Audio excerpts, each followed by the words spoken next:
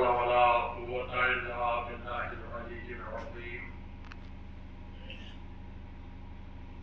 أعوذ بالله السميع العليم من الشيطان اللعين الرجيم.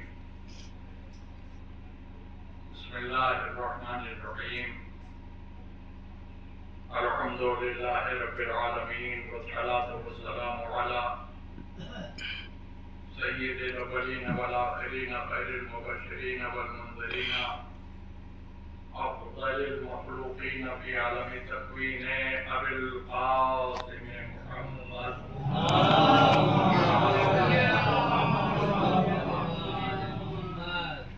وآله الطيبين الطاهرين المعصومين المظلومين ولعنة الله على أعدائهم أجمعين من يومنا هذا إلى يوم الدين. أما بعد فقد قال الله تبارك وتعالى في كتابه المبين وهو أصدق الصادقين. بسم الله الرحمن الرحيم. الرحمن علم القرآن خلق الإنسان علمه البيان. صلوات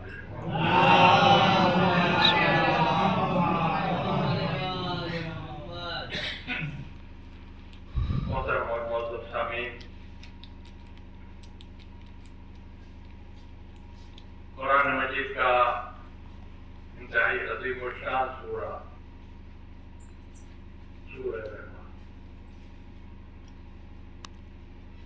اسی سورہ کے ابتدائی فقرے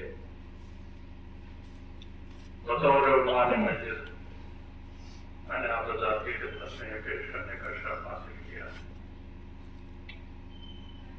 پروردگار سب سے پہلے اپنے بے پناہ رحم و کرم کا اعلان کر رہا ہے لفظ رحمان کے ذریعے، اور اپنے رحم و کرم کے اعلان کے بعد وہ ایک دعویٰ کر رہا ہے. علم القرآن، ہم نے قرآن پڑھایا. خلق الانسان، ہم نے انسان کو پیدا کیا ہے. علمہ البیان، اور اسے بیان کرنا سکھایا. لیکن آپ سب جانتے ہیں پڑھانے والے کو استاد کہتے ہیں، پڑھنے والے کو شاگرد کہتے ہیں. استاد کوئی کہلایا نہیں جا سکتا جب تک اس کا کوئی شاگرد ہو. اللہ کہہ رہا علم القرآن، ہم نے قرآن پڑھایا ہے. پڑھانے والے کو استاد کہتے ہیں. اللہ اپنی استادی کا تذکرہ کر رہا ہے. تو جیسا کہ آپ جانتے ہیں، میں نے بھی کہا کہ کوئی استاد ہو نہیں سکتا جب تک اس کا کوئی شاگرد ہو. اللہ اگر اپنے استاد ہونے کا اعلان کر رہا ہے تو کوئی نہ کوئی تو اس کا شاگرد ہے جس سے اس نے پڑھایا.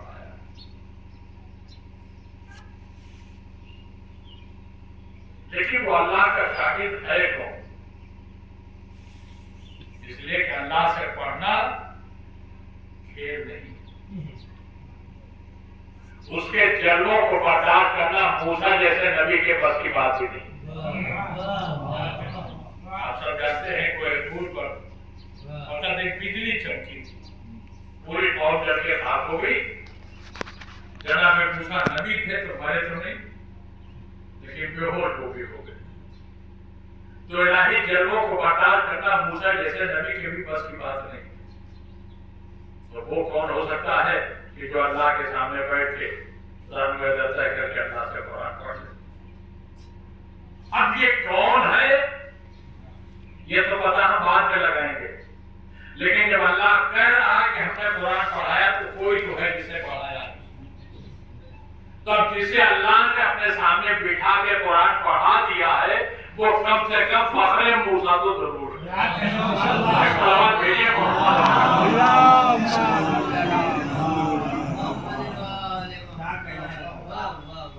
اب وہ فخر موسیٰ کون ہے یہ تلاش کرنا ہمارا کام.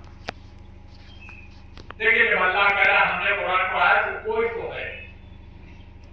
اب وہ کون ہے؟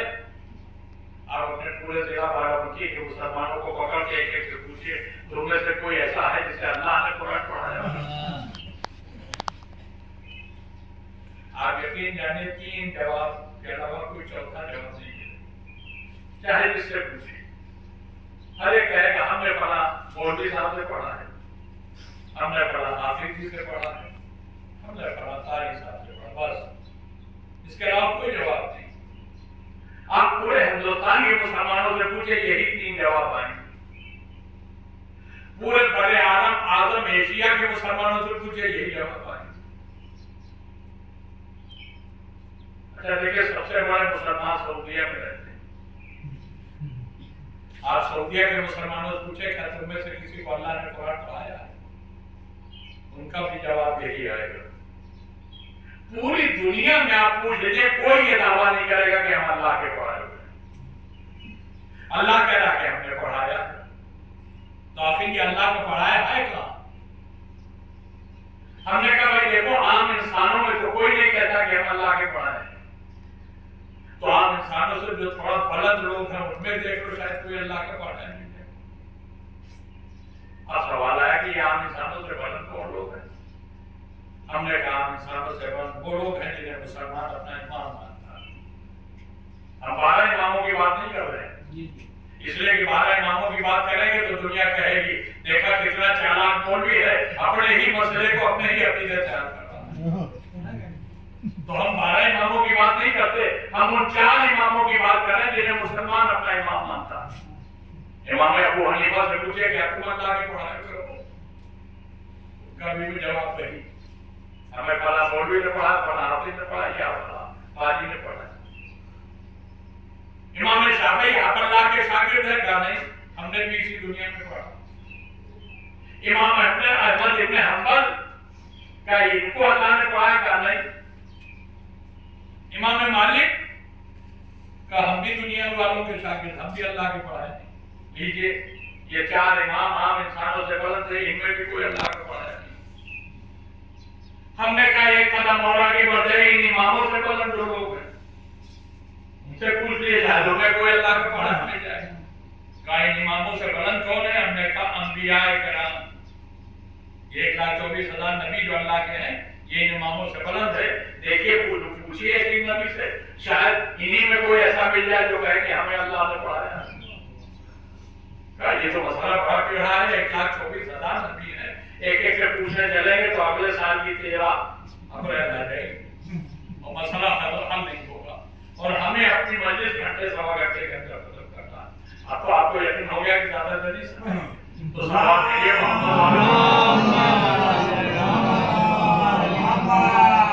ये एक नबी से पूछेंगे तो बहुत वक्त आया होगा। हमने कहा शॉर्टकट रास्ता भी है, पता नहीं आप जग के सुन रहे हैं या सो के सुन रहे हैं। इन 1,24,000 नबियों में एक नबी ऐसा है जो सबसे आला है, सबसे अफजल है, सबसे बुलंद है, सारे नबियों का नबी है, सारे नबियों का सरदार। तो हमने कहा भाई अल्लाह कह रहा हमने पढ़ाया, तो इन नबियों में सबसे ज्यादा अल्लाह से पढ़ने का हक उसी नबी को है जो सारे नबियों का भी नबी है। चलिए हमारे साथ चलिए, मदीने मुनव्वरा चलते हैं, सरकार दो आलम की चौखट पर चल के पूछ लेते हैं, ए मेरे रसूल, ए अल्लाह के नबी, ए अल्लाह के हबीब, क्या आपको अल्लाह ने कुरान पढ़ाया है? खुदा की कसम जो जुमला कहने जा रहा हूं कोई समझ जाएगा तो लुत्फ आ जाएगा। हमने नबी की चौखट पर जाके आवाज दी है कि अल्लाह के हबीब, अल्लाह कह रहा कि हमने कुरान पढ़ाया है, क्या वो अल्लाह के पढ़ाए आप हैं? नबी का जवाब तो आने नहीं पाया, देवबंद से जवाब आ गया, इन्हें अल्लाह क्या पढ़ाएगा, ये तो जिब्रील के पढ़ाए हुए। देवबंद वालों का यही अकीदा कि रसूलुल्लाह को कुरान जिब्रील ने पढ़ाया। लीजिए, कायनात का सबसे अजीम बंदा, अल्लाह के बाद सबसे बुजुर्ग बंदा खुदा हमारा नबी, इन देवबंद वालों ने उसका भी उस्ताद ढूंढ लिया कि जिब्रील के पढ़ाए। अब कहां अल्लाह का पढ़ाया मिलेगा? हमने कहा कि एक गुंजाइश है, जिब्रील ने रसूलुल्लाह को पढ़ाया है तो हो सकता है जिब्रील को अल्लाह ने पढ़ाया, हो सकता है जिब्रील को अल्लाह ने पढ़ाया। मगर अब जो बात कहूंगा वो पढ़े लिखों की समझ में आएगा, जो पढ़ा लिखा नहीं इसकी समझ में नहीं आएगा। اب مجھے دیکھنا ہے کہ ہندو کی مجلسوں میں کتنے پڑھے لکھے لوگ ہیں. علامہ قرآن کا مصداق جبریل نہیں ہو سکتا. کیوں؟ اس لیے کہ علامہ قرآن آیت ہے سورہ رحمان کی، اور سورہ رحمان میں شروع سے آخر تک اللہ کا خطاب یا انسانوں سے ہے یا جنوں سے ہے. ملک سے اللہ نے سورہ میں بات ہی نہیں کی. تو جب ملک سے سورہ میں بات ہی نہیں کی تو علامہ قرآن اسی سورہ کی آیت ہے. ملک مصداق نہیں ہو سکتا اس آیت کا، یا کوئی انسان ہوگا یا کوئی جن ہوگا. اور آئینہ سمسیا گمبھیر، اللہ کی پڑھائی کہاں چھوٹ رہی. مگر دیکھیے ابھی حل ہو جاتا ہے. دیکھیے جو ہماری قوم کے علماء ہیں اور ہماری جامع قربان، آپ یقین جانیں بڑا احسان اس قوم پر کرتا ہوں. یہی علماء ہے جو ہمیں دین کو دیتے ہیں، ورنہ ہمارا دین کا ذمہ دار تو پتہ ہے غلط ہے. ہمیں دین کی باتیں کون بتاتا کہ یہ علماء نہ ہو. تو احسان ہے ہم پر ہمارے ان علماء. مگر ایک بات کہہ رہا ہوں، ہماری قوم میں کچھ تو عالم ہیں، کیا کہنے مگر کچھ ایسے بھی ہیں جو عالم ہیں نہیں کہے جاتے.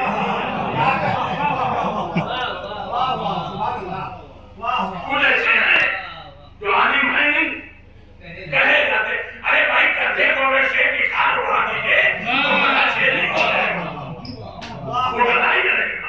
اور اگر یوں پہچان نہ ملے، چولہا حوالے کرو، اگر یوں پہچان نہ ملے کہ یہ شیر ہے یہ کچھ اور ہے تو میدان میں اسے چھوڑ کے دیکھ لیجیے. تو شیر ہے آگے تو گدھا ہے.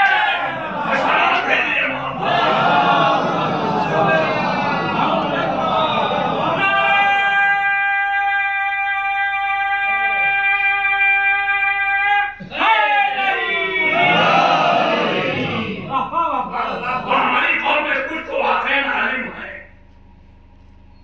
کچھ ہے نہیں کہے جاتے. اچھا اس میں بیچارے جو کہے جاتے ہیں ان کی خطا بھی نہیں ہے، یہ ہماری قوم کی کمزوری ہے. جس سے ممبر پر مجلس پڑھتے دیکھ لے رہا تو ہمارے عالم ہیں. ہر مجلس پڑھنے والے کو ایک عالم مان لیتی ہے. عالم اور ہے، ذاکر اور ہے. عالم کا ذاکر ہونا بھی ضروری نہیں ہے کہ ہو سکتا ہے کوئی عالم ہو ذاکر نہیں، لیکن ہر ذاکر کا عالم ہونا بھی ضروری نہیں. یہ بھی ضروری نہیں کہ جو مجلس پڑھا وہ عالم ہی ہے. ارے بھائی آپ کے یہ علاقے کے مولانا طاہر جبلی صاحب مرحوم ایڈوکیٹ تھے، خطیب تھے، بہترین ذاکر تھے، اپنے وقت کے مائے ناز نہیں، لیکن عالم نہیں.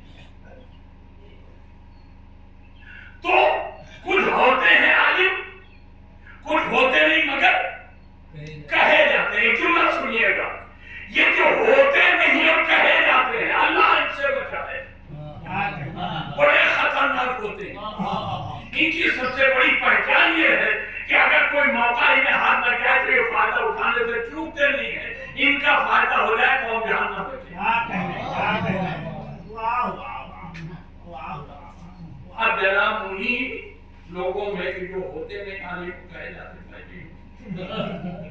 میں عالم نہیں، میں بہت بل اعلان کہتا ہوں میں عالم نہیں، پر خطیب ہوں، ذاکر ہوں. ہاں یہ نہ ضرور ہے کہ ذاکر حسین. تو میں نے کہ جو ہوتے نہیں وہ کہے جاتے ہیں. اچھا ایک جملہ اور کہہ دوں، اب آگے ہے دماغ میں تو سنیے. کسی بھی میدان میں جو صاحب فن ہوتا نہیں اور کہا جاتا، ان سے اللہ بچائے بڑے خطرناک ہوتے ہیں. دیکھیں جو ہمارا سمجھدار مجمع ہے وہ سمجھ جائے گا میں کیا کہنا چاہ رہا ہوں. یہ جو ہوتے نہیں اور کہے جاتے ہیں اللہ ان سے بچائے، یہ بڑے خطرناک ہوتے ہیں. اور اگر آپ کو ایسے سمجھ میں آئے تو آزما کے دیکھ لیجیے، کسی جھوٹے کو صدیق کہہ دیجیے سمجھ میں آ جائے گا کہ کیا ہے.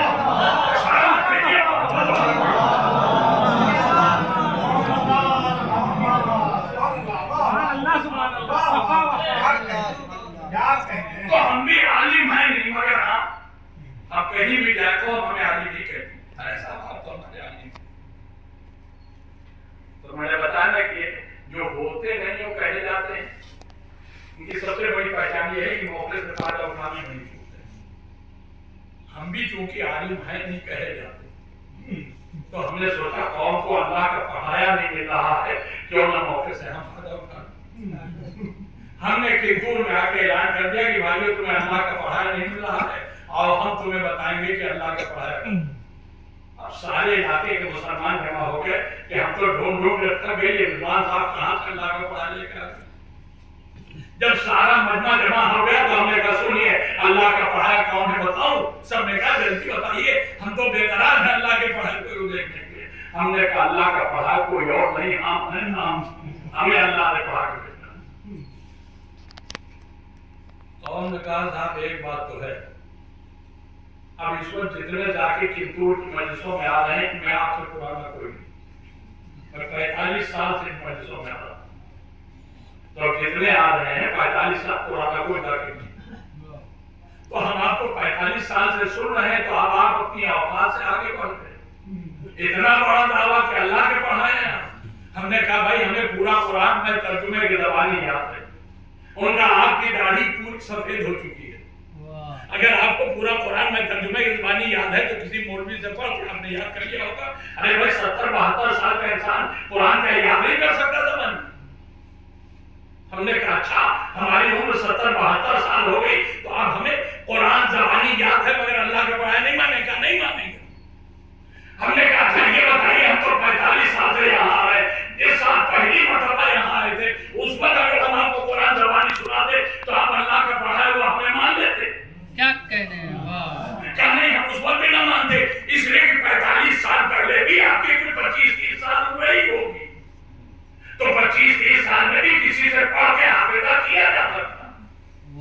ہم نے کہا اچھا اور پیچھے چلے جائیے، اگر ہم 60-65 سال پہلے آپ کو قرآن سناتے پورا زبانی کیا کہنے تو آپ مانتے کہ مسئلہ کے پڑھائے. کیا نہیں اس وقت بھی آپ کی کم سے کم 10 سال تو عمر ہی ہوگی، تو 10 سال میں بھی ذہین بچے حافظہ کر لیتے ہیں. ہم نے ہاتھ جوڑے توجہ دے رہے ہیں اب نہیں. ہم نے ہاتھ جوڑ کے کہا تھا بھائی تو یہ بتاؤ ہم کس عمر میں تمہیں قرآن پورا سنائیں کہ تم ہمیں اللہ کا پڑھایا مان لو. اگر یہی شوق ہے تو پھر اس عمر میں سنائیے قرآن جس عمر میں کسی استاد سے پڑھنے کی گنجائش نہ ہو. ہم مان لیں گے کہ ہم اللہ کے پڑھائے ہیں. کہ اللہ ہم نے کہا اگر اللہ کے پڑھائی کی یہی پہچان ہے تو پھر اپنے اس معیار پر باقی رہنا.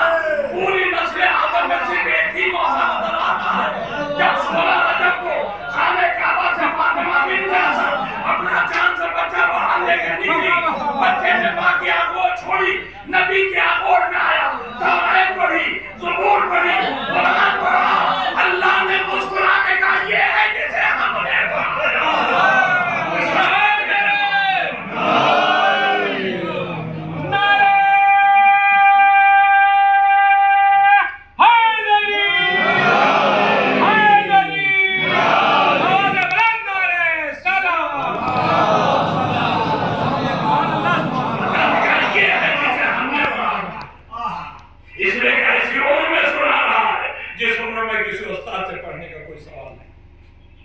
اور ایسی جگہ سے آگے سنا رہا ہے جہاں جانے کی کوشش تو بہتوں نے کی مگر پہنچ کوئی نہ تھا. لیکن میں بزرگوں کو نہیں بتا رہا، بزرگ تو سب جانتے ہیں، میں بزرگوں ہی سے سن کے تو آپ کو سناتا ہوں، بچوں کو بتا رہا ہوں. جب خانہ کعبہ کی دیوار میں در بنا، فاطمہ بنت اسد اندر داخل ہو گئی، دیوار جڑ گئی تو وہاں سناٹا نہیں کھول. نہ جانے کتنے جمع تھے، جتنے بدبودار مکے کے ابو تھے. ابو لہب، ابو جہل، ابو سفیان، جتنے اس طرح کے ابو تھے سب جمع تھے. انہوں نے دیکھا کہ دیوار پھٹی کر بنا، فاطمہ بنت اسد چلی گئی اندر، اس کے بعد دیوار پہ جڑ گئی. اب یہ سب حیران کہ یا اللہ یہ کیا ہوا، کہ جلدی سے چابی لے کر آؤ کمرے، ہم اسے کھول کے دیکھیں گے کہ اندر فاطمہ بنت اسد کا کیا ہے. چابی آئی، آپ یقین جانیے جس چابی سے روز تالا کھلتا تھا وہی چابی لگا کے لوگ پسینے ہو گئے، نہیں کھلا، تالا نہیں کھلا. تو میں تو ایک جملہ کہتا ہوں، تالا کھلے کیسے جب اللہ تالا نہیں چاہتا؟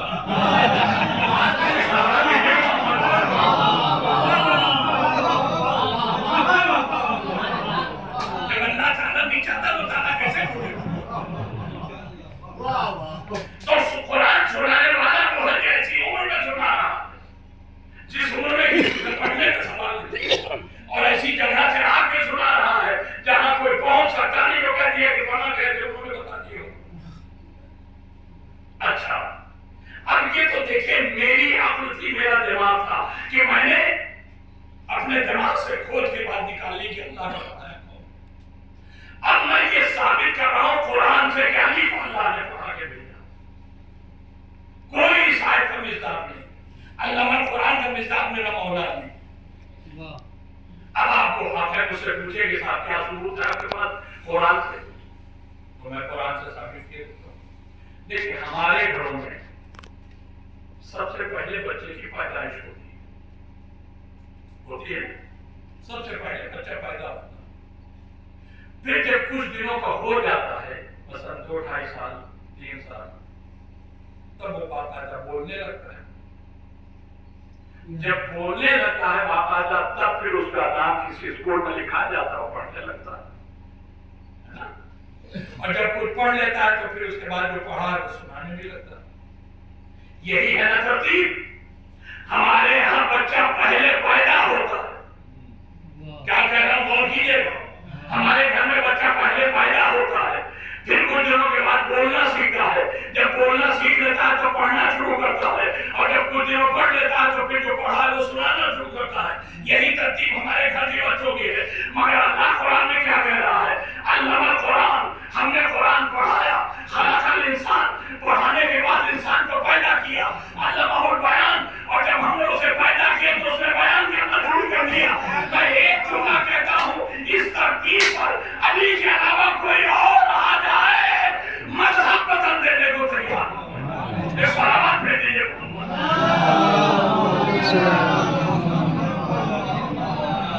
اللہ صاحب کہہ رہا ہم نے پڑھایا، ہم نے انسان کو پڑھایا اور پڑھانے کے بعد اس انسان کو پیدا کیا، پیدا کرنے کے بعد پھر علامہ البیان ہم نے اسے بیان کرنا بھی سکھا دیا تو اسے بیان بھی کر دیا۔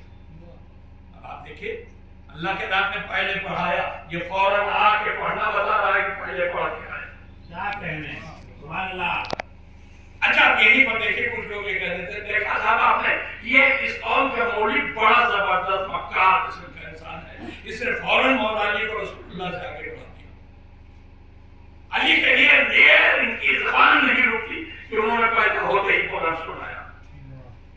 کبھی رسول اللہ کے لیے کہتے ہیں کہ رسول بھی پیدا ہو کے پڑھا، ارے بھائی ہم جھوٹ بولے، جب رسول نے پیدا ہو کے قرآن نہیں پڑھا تو ہم کیسے کہیں؟ کیا اس کا مطلب رسول اللہ پڑھے لکھے نہیں تھے؟ ہم نے کہا نہیں پڑھے تھے، تمہاری سمجھ میں تم جاہل ہو، تمہاری سمجھ نہیں آیا۔ دیکھیے یہاں پر اتنے لوگ میرے سامنے موجود ہیں، ان میں اردو سب جانتے، کوئی ایسا نہیں ہوگا جو اردو زبان میں جانتا ہو۔ ہندی ہماری راشٹر بھاشا ہے، ہندی سب جانتے ہیں۔ بہت سے اس میں ایسے بھی ہوں گے جو انگریزی بھی پڑھ بولتے ہوں گے، کچھ ایسے بھی ہو سکتے ہیں جو فارسی جانتے ہو، عربی جانتے ہو سکتا ہے کہ، لیکن کوئی صاحب اس میں ایسے بھی ہیں کہ جو کنڑ زبان جانتے ہو۔ تو اردو سب جانتے ہیں، ہندی سب جانتے ہیں، انگریزی جانتے ہیں، فارسی جانتے ہیں، عربی جانتے ہیں، کوئی کنڑ جانتا ہے نا؟ نہیں جانتا، لیکن مجھے کنڑ آتی ہے۔ اب مانیے میں کنڑ زبان میں تقریر شروع کر دوں، اب اگر میں کنڑ میں تقریر شروع کر دوں تو کسی کی سمجھ میں آئے گا؟ ہو سکتا ہے کوئی میں اتنا زبان دراز ہوگی جو مجھے یہی پتہ ہوگا، ارے جب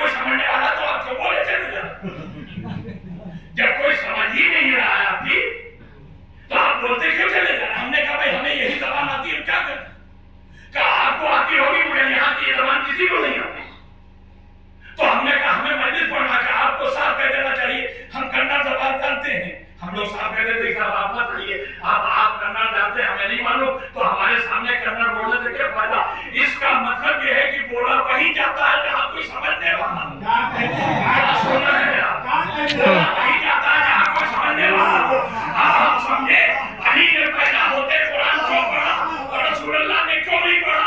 جب علی پیدا ہوئے تو رسول ایسا سمجھنے والا موجود تھا اور جب رسول اللہ پیدا ہوئے تو کوئی سمجھنے والا نہیں تھا.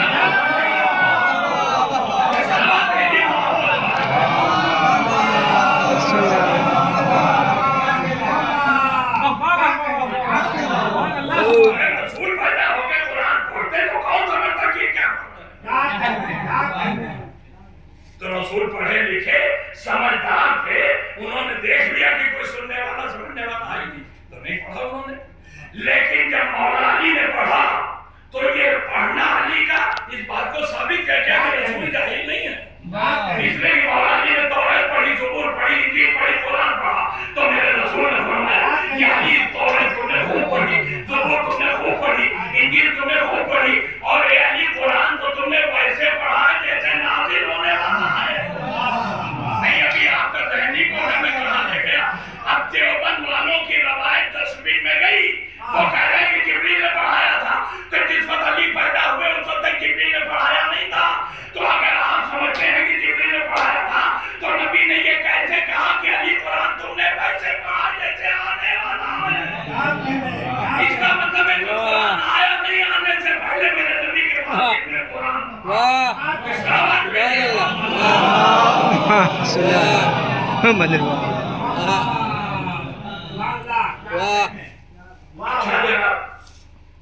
دیکھیں ہماری قوم کا ہر بچہ یہ عقیدہ رکھتا ہے کہ ہمارے 14 کے 14 معصوم رشتے کے اعتبار سے چھوٹے بڑے تو ہیں لیکن مرتبے کے اعتبار سے نہیں. میں کوئی چھوٹا ہے نہ کوئی بڑا، سب برابر ایک جیسے کل بنا خود میرے نبی نے فرمایا میرے گھر میں سب. تو پھر سوال یہ ہے کہ جب مرتبے میں سب برابر ہے تو کعبے میں پیدا ہونے کا رتبہ علی ہی تو کیوں ملا، کسی اور کو کیوں نہیں ملا؟ دیکھیں کسی اور کی ولادت کعبے میں نہ ہونا ہی اس بات کی دلیل ہے کہ علی کا کعبے میں پیدا ہونا علی کے لیے فضیلت نہیں.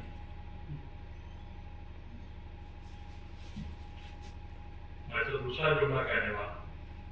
کعبے میں میرے مولا کا پیدا ہونا مولا کے لیے فضیلت نہیں تھی، یہ کعبے کی فضیلت تھی، اس میں علی پیدا ہوا. اور میں کہتا ہوں تو دلیل کے ساتھ کہتا ہوں یہ کعبے کی فضیلت ہے کہ اس میں علی پیدا ہوئے ہیں. اس لیے کہ ولادت علی سے پہلے یہ کعبہ 360 بھگوانوں کا مندر تھا. یہ خدا کا گھر تو علی کی پیدائش کے بعد ہی بنا ہے.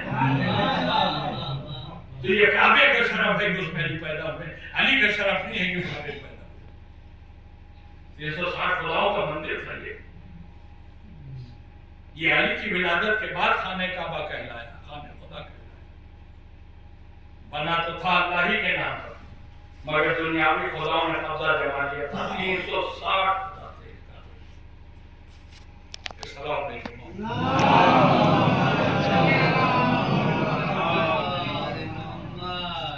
اچھا آپ جو بات کر رہے ہیں اس پر بھی غور کیجیے. حدیث قدسی میں خود پروردگار کہہ رہا میں چھپا ہوا خزانہ. جب میں نے چاہا کہ میں پہچانا جاؤں تو میں نے اپنے ہی نور سے بندے کو خلق کر دیا. میرا نام محمود تھا، میں نے اپنے بندے کا نام محمد رکھا. اللہ نے اپنے نبی کے نور کو اپنے نور سے پیدا کیا اور پیدا کرنے کے بعد پھر اس نور کے اللہ نے 2 ٹکڑے کر دیے.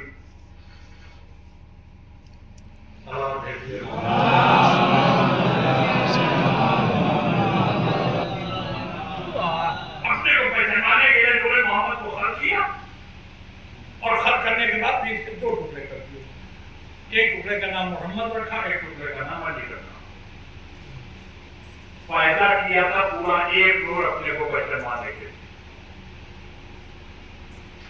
مگر جب 2 ٹکڑے کر دیے تو اللہ کو پہچانوانے کے لیے جتنا نور آیا تھا نبی کے پاس اس میں آدھا ہی تو ہے، آدھا تو چلا گیا مولا علی کی طرف. तो अगर अल्लाह आधे से पहचाना जा सकता होता तो अल्लाह पैदा ही दो टुकड़े करता। जो मोहम्मद वाला टुकड़ा होता वो अल्लाह को पहचानवा देता, मगर नहीं, अल्लाह ने पहचानवाने के लिए पूरा पैदा किया है।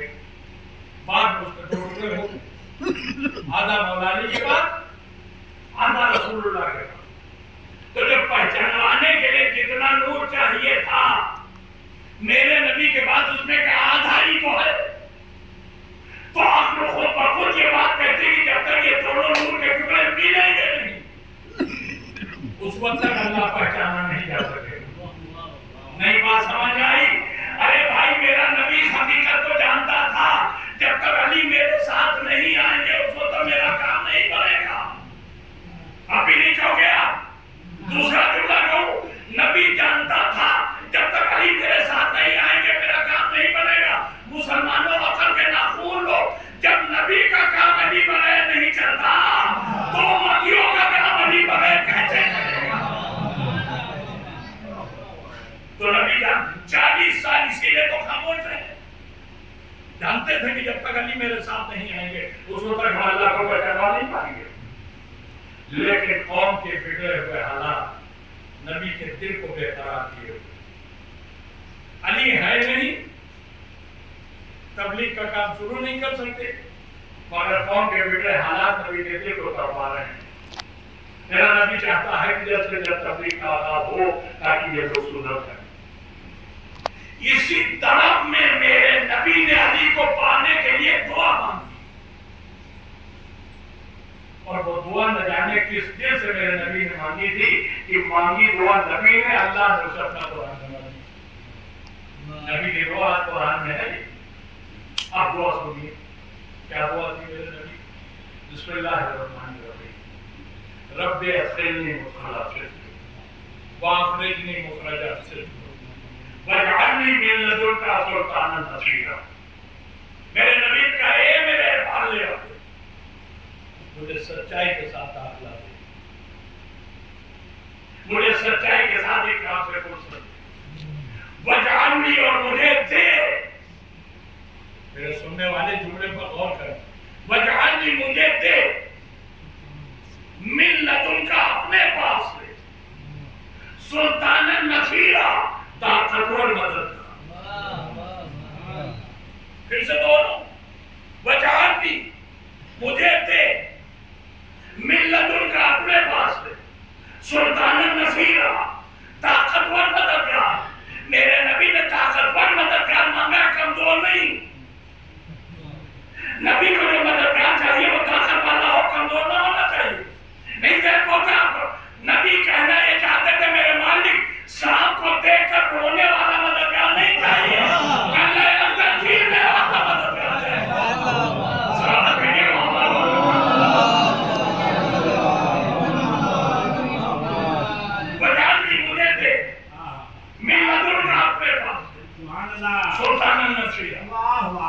ताकतवर मदद। हमने कहा मेरे मालिक तेरा हबीब तेरी बारगाह में हाथ फैलाए हुए उससे कुछ मांग रहा, कहा देख दुआ मांग रहा, तो मेरे मालिक तेरे हबीब की दुआ कबूल होगी कि नहीं तेरी बारगाह में? क्या हबीब की दुआ नहीं कबूल होगी तो किसी की दुआ नहीं होगी।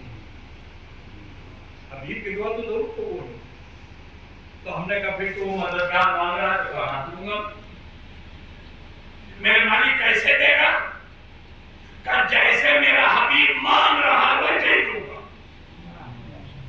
मालिक तो तेरा हबीब को कहा कि अपने पास से दे, तो अल्लाह ने कहा मैं अपने ही पास से दूंगा। जुमला सुनिएगा, अल्लाह ने कहा मैं अपने ही पास से दूंगा। मैंने कहा मेरे मालिक मैं गुनाहगार बंदा हूं, लेकिन एक बात और समझ में नहीं आती, अरे तू सबको अपने ही पास से तो देता, कौन है बंदा जो अल्लाह के अलावा किसी और से मांगता? अल्लाह ही से सब पाते। हमने कहा तू तो सबको अपने ही पास से देता है, अगर नबी को अपने पास से मददगार भी दे दिया तो दुनिया क्या जानेगी कि ये तेरी तरफ से मिला। कहते हैं जिस अंदाज से मैं अपने नबी को दूंगा ऐसा मैंने कभी किसी को दिया है तो दूंगा। मैंने कहा मेरे मालिक को हसीन अंदाज क्या होगा हम भी तो जान ले। का दुनिया को हम देते हैं, देंगे अपने नबी को भी, मगर अपने नबी को बिल्कुल गलत अंदाज से देंगे। हमने कहा मेरे मालिक कैसे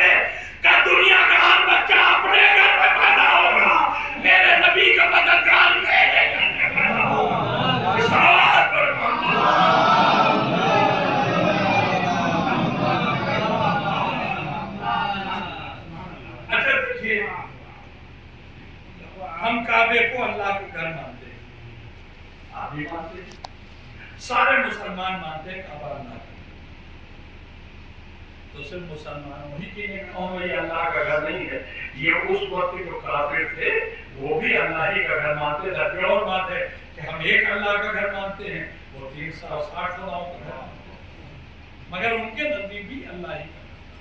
और ये किसी को बर्दाश्त नहीं हो सकता क्योंकि अल्लाह के घर में बच्चा पैदा हो। अरे वो तो असल खाने खुदा है। हमारे यहाँ जो मस्जिदें हैं ये असल खाने खुदा नहीं, नकल है, उस असल की नकल है। आज की मस्जिद में जाके कोई औरत बच्चे को जन्म दे दे, पूरा गांव चढ़ लेगा उस औरत पर। तुम्हारा दिमाग खराब हो गया, ऐसे वक्त में तुम मस्जिद के अंदर घूमो। मस्जिद के अंदर बच्चे का पैदा होना किसी अल्लाह के मानने वाले को बर्दाश्त नहीं हो सकता। काबे में पैदा हो गए अली, तो जितने काफिर थे इन सब की त्योरियां चढ़ी हुई थी। अरे फातिमा बिन्त असद ने अल्लाह के घर में बच्चे को जन्म दिया, तो अब इन सब का एक ईमान ये भी था कि अल्लाह के घर में बच्चे को जन्म दिया है तो इस बच्चे पर अल्लाह का अज़ाब जरूर है। इनके जितने भगवान हैं वो सब नाराज होंगे और बच्चे को कुछ न कुछ सजा जरूर मिलेगी। सजा कैसी होगी? यानी बच्चे की हो सकता है 2 में से एक ही आपको, बच्चे के चेहरा का रंग बिल्कुल सेवा हो, बच्चे का एक कान यहाँ पर हो, एक नाक की जगह पर हो, इसकी नाक सामने नहीं होगी, कान की जगह पे होगी, इसका एक हाथ हो सकता है टेढ़ा हो, एक हाथ यूं मुड़ा हुआ हो। ये सब भगवानों की दी हुई सजाएं इस बच्चे को जरूर हो। चुनांचे जब रसूलुल्लाह अपने भाई को लेके चले तो ये मक्के वाले भी रसूलुल्लाह के पीछे पीछे चले। अबे मक्का रसूल ने मोड़ के देखा, लोग पीछे पीछे चले आ रहे। रसूल ने कहा भाई आप लोग कहाँ पीछे पीछे चले, आप लोग घर रहिए। कहा मोहम्मद हम ये जानना चाहते हैं आपका भाई है कैसा। ये समझे आप?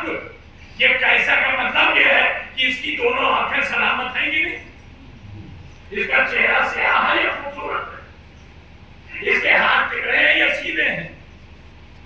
इसका मतलब पूछने का यही था, ये जानना चाहते थे कि हमारे भगवानों का अज़ाब आया है कभी नहीं। मेरे नबी ने पलट के इतना शानदार जवाब दिया जो कोई दे ही नहीं सकता।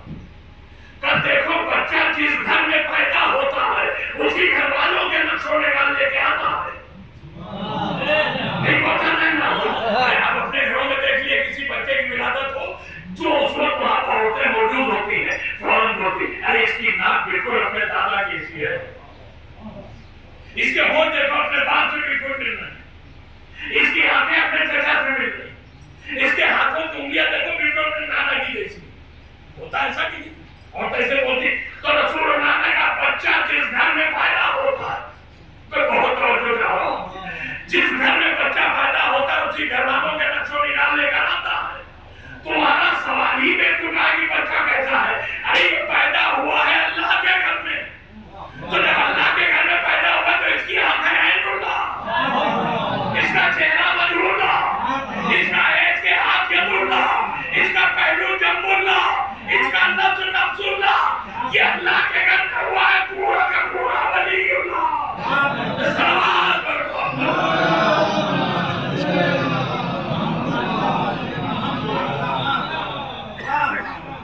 अच्छा जनाब।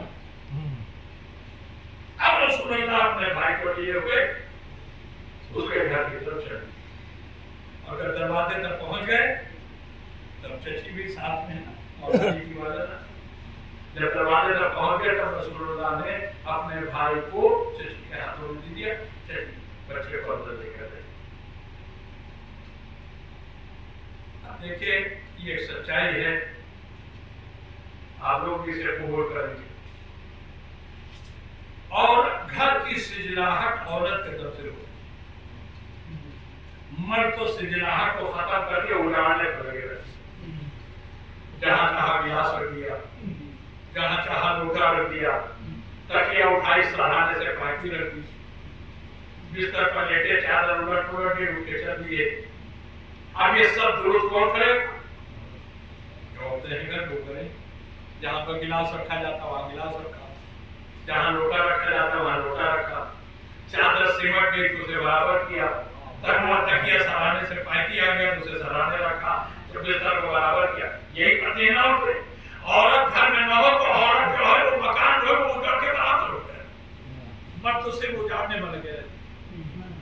फातिमा बीते ऐसा 3 दिन से घर में नहीं, तो जाहिर सी बात है घर का निजाम तो सब बराबर रखा।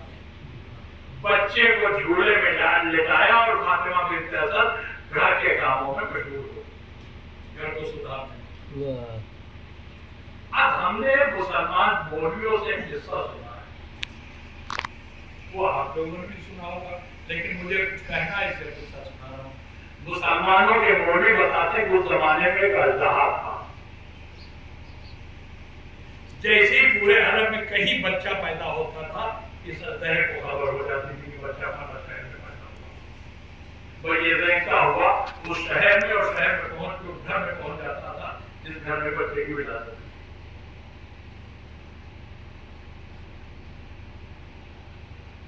ये मौलवियों ने बताया। अच्छा, ये क्यों पहुंच जाता था? तो मौलवियों ने बताया कि ये पहुंच के बच्चे को सूंघता, अगर बच्चा हलाली है तो छोड़ देता था, और अगर बच्चा गैर हलाली तो उन्हें मार देता। ये बताया हमें मौलवियों ने। हलाली बच्चों को सूंघ के अल्लाह छोड़ देता था, और जो गैर हलाली होते थे उन्हें सूंघने के बाद मार देता। तो भाई एक बात मैं कहूं, हलाली बच्चों को छोड़ देता था, ये बात तो हमारी समझ में आती है, लेकिन हर गैर हलाली को ये मार देता था, ये बात समझ में नहीं आती। कैसे आप कहेंगे, कैसे आप समझेंगे? मैं इसलिए कह रहा हूँ कि अगर हर गैर हलाली को ये मार देता था तो ये अली को सताने वाले कहाँ से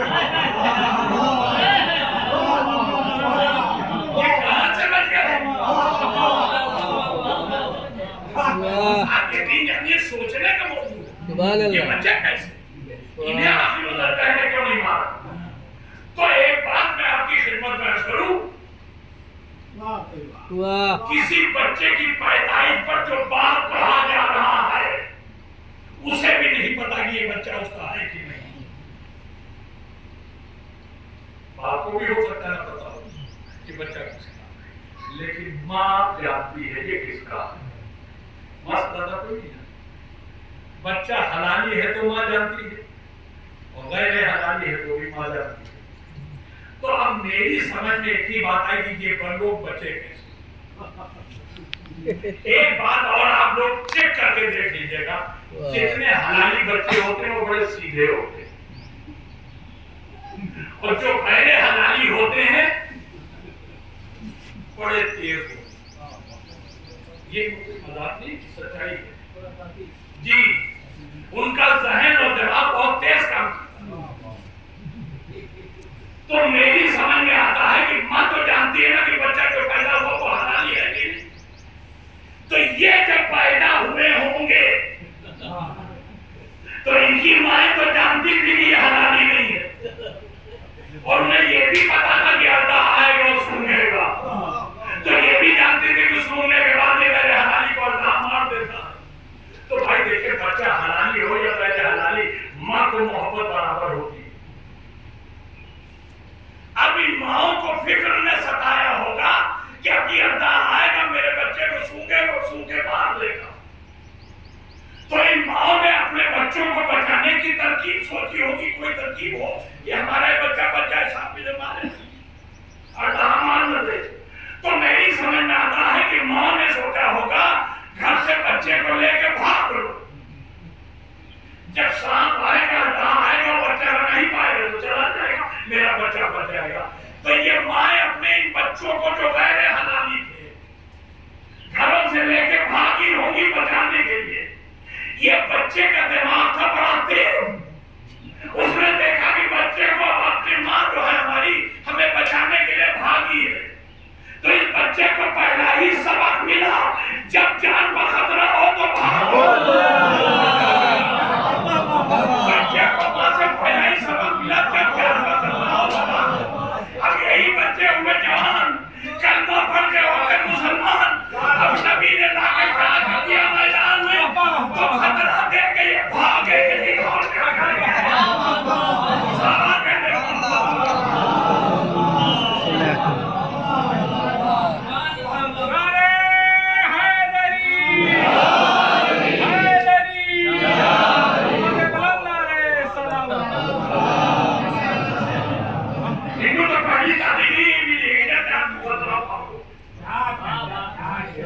ये सवाल ही बेकार है कि क्यों भागेगी। अरे इनको तो माँ ने पहले ही सिखा दिया, जहाँ खतरा महसूस तो भाग। अच्छा जनाब, अब मौला अली की विलादत हुई तो इस अध्याय को खबर लगी कि अबू तालिब के घर में बिठा आया। तो अभी जहाँ भी रहा हो, मुझे नहीं पता कहाँ था, मगर वो चला अबू तालिब के घर की तरफ बच्चे को सूंघने के लिए। अच्छा, आप सब ने मौलवियों से जाकिरों से सुना होगा, जनाबे फातिमा बिनते असद ने बच्चे को चूल्हे में लेटा दिया। तो आप सब जानते हैं चूल्हा होता है जमीन से थोड़ा ऊंचाई पर होता है, जिसमें बच्चे को रखा जाता है। जमीन का चूल्हा नहीं रखा है, मसलन इतनी ऊंचाई, जमीन से इतनी ऊंचाई पर चूल्हा। तो आप देखेंगे कहीं किसी किताब में लिखा नहीं है, मैंने ही सोचा कि ऐसा हुआ होगा। अल्ताहा आया होगा अबू तालिब के घर में बच्चे को सूंघने के लिए। अब उसने देखा कि बच्चा तो चूल्हे में लेटा है, तो ये तो रेंग के आया है जमीन पर, बच्चा है इतनी ऊंचाई पर झूले में, और इस अध्याय को बच्चे को सूंघना है। तो कैसे सूंघेगा अली को जब वो झूले में? इसने झूले के करीब पहुंच के अपना फन में उठाया होगा। देख रहे हैं कि ये किताब की लिखी हुई नहीं सुना रहा, ये मेरे दिमाग की लिखी है। झूला यहाँ पर, तो इसने बगल में आने के बाद अपना फन ये झूले से इतना ऊपर उठाया होगा, क्यों? इसलिए कि आप छू के सूंघेगा। क्या सुन रहे हैं आप? मैं लखनऊ में रहता हूँ, इसलिए झूला करने जा रहा हूँ। इस अध्याय ने झूले के बगल में आके अपना सर ऊपर उठाया होगा, और उठाने के बाद अली को सूंघने के लिए जैसे ही झुका होगा, वैसे ही मेरे मौला ने खूंखार निगाहों से देख कर कहा होगा, ए मलून, अब तेरा मरना वाजिब है, तूने अली के सामने सर उठाया है। तेरा मरना वाजिब है। भाई इधर उसने सर उठाया, उधर अली की उंगलियां उठी, पूरा चमड़े में अली ने हाथ डाल के आधा इधर आधा इधर। अब एक बात कहूं, बस खत्म कर रहा हूं।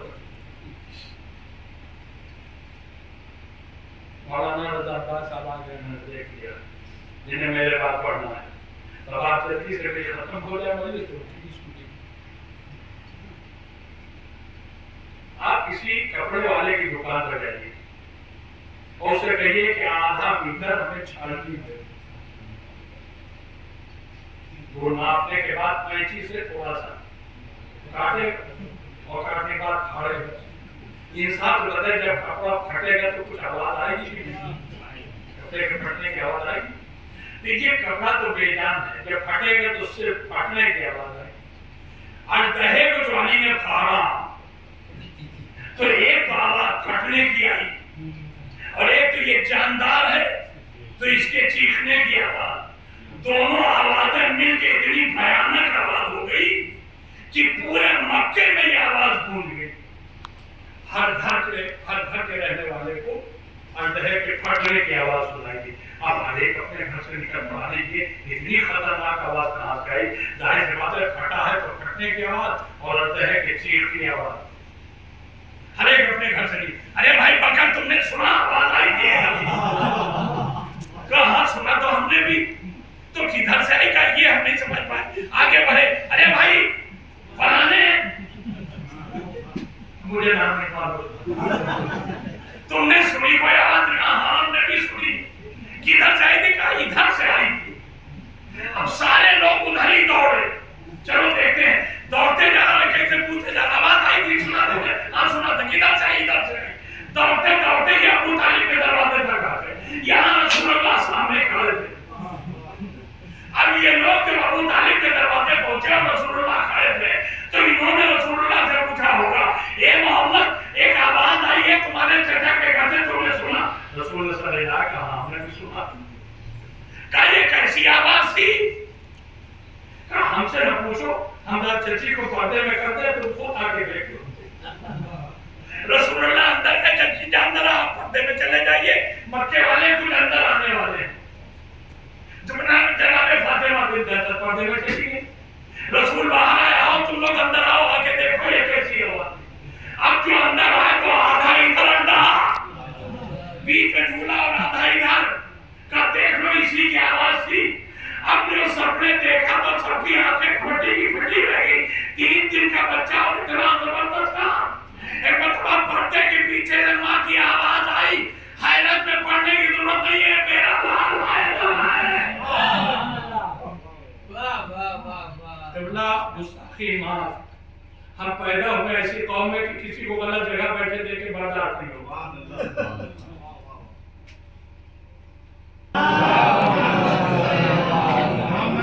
میں نے آپ کو آگے دیکھنے مجھے میں نے کہہ دیا بس جلدی ختم کر دیں۔ تو بس اب آخری بات، ماں سے آواز آئی، میرا بیٹا حیدر۔ اب سب کے منہ لٹکے ہوئے۔ رسول نے کہا بھائی کیا پریشانی، تم سب کے منہ لٹکے ہوئے کیوں ہیں؟ کہا محمد غضب ہے۔ دیکھیں مولانا میری طرف دیکھیں، آپ ان کی طرف دیکھیں۔ سلام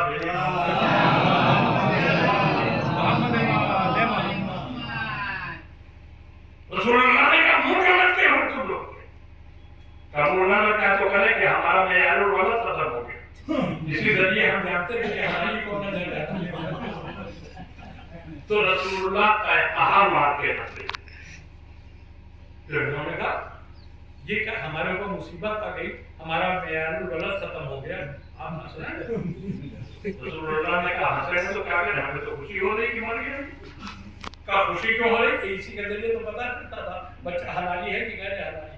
کہا اسی نے تو ہنس رہے، یہ تو ایک دن تو مرتا، دنیا میں کوئی ایسا دوائی نہیں دوایا، ایک دن تو یہ مرتا ہی، تو جب ایک دن یہ مرتا تو اس کے بعد کیا کرتے؟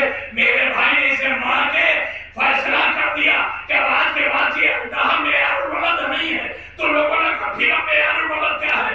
رسول نے فرمایا میرا بھائی معیار الولد ہے، جہاں کہیں جمع ہونا میرے بھائی علی کا تذکرہ چھیڑ دینا، اگر چہرے کھل جائے سمجھ لینا حلالی ہے، چہرہ مرجھا کر سمجھ لینا میرے حلالی ہے۔